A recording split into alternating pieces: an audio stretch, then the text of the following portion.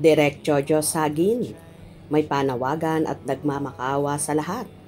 Manood sa legal na paraan.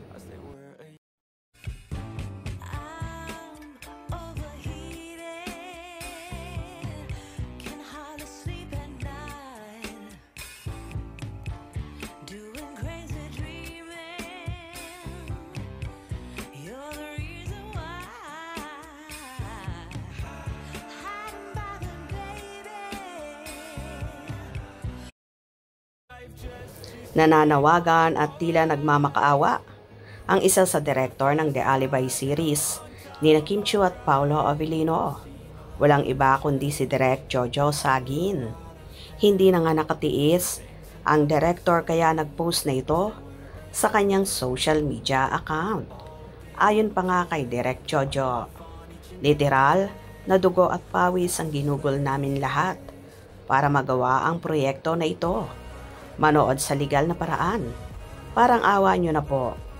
Kung totoong Kimpaw kayo, di kayo manonood sa illegal.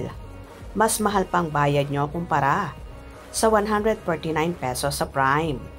Hashtag The Alibi on Prime. Tapos diba Charlie, sa opisina nyo, alam ko, itanong mo nga baka naghahanap ng ahente, baka pwede itong maging real estate agent ng kagaya mo, para mailigtas.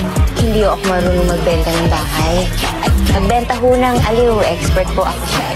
Baka may gusto ho kayong customer, pwede po.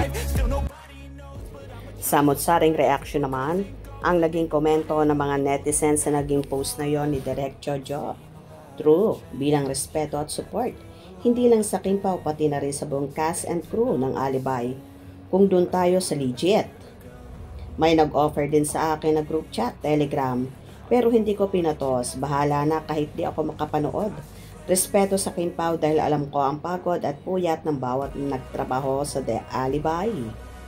Ang daming pasawa yung iba Kimpaw puno. Pero nagpo-post na mga clips. Mga walang konsensya. Kainis. Tapos, sasabihin, clip lang naman daw, kaloka. Napaka-update ng Prime, pwedeng pabalik-balikin at i-share, makikita din ng mga followers nila. Ang dali mag-subscribe ng Prime Video, bakit sila nahirapan? Meron akong nakita, Stella Marie Morales, na haba ng clips. Inunfollow ko nga eh. Ako, Kimpaw, nagbayad ako ng 149 pesos sa Prime Video. Excited na ako sa Friday. Madalas po sa pasaway po ay yung mga nagpapanggap lang na Kimpaw fan po sila. Yung tunay na fake fan at sumasabay sa Kimpaw para kikita at sisikat page nila po. May nakita ko kahapon buong video po. Na busy po ako sa work ko, di na ako namalayan pagbalik ko sa cellphone na wala na. Di ako nakapag-screenshot sa page nila para masend ko sa mga solid Kimpaw page. Mga pasaway masyado. Manood kayo sa tama, hindi yung sa illegal na ganyan. Para fair naman, ako nga yung anak ko,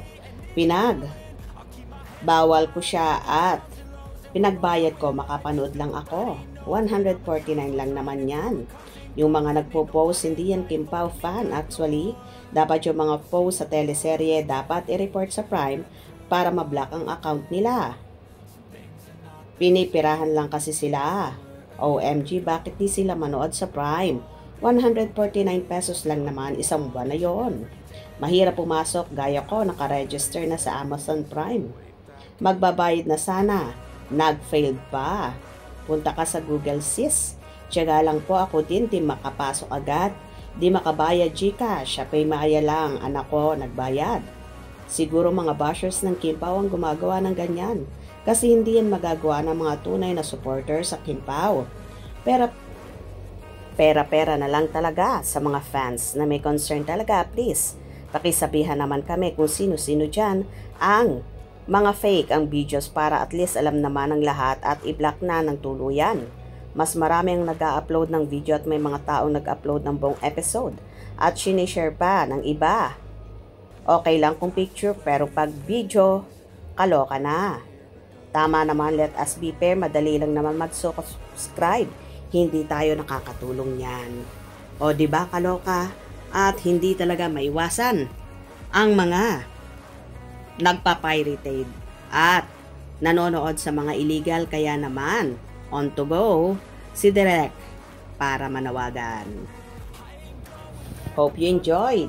Please subscribe for more info.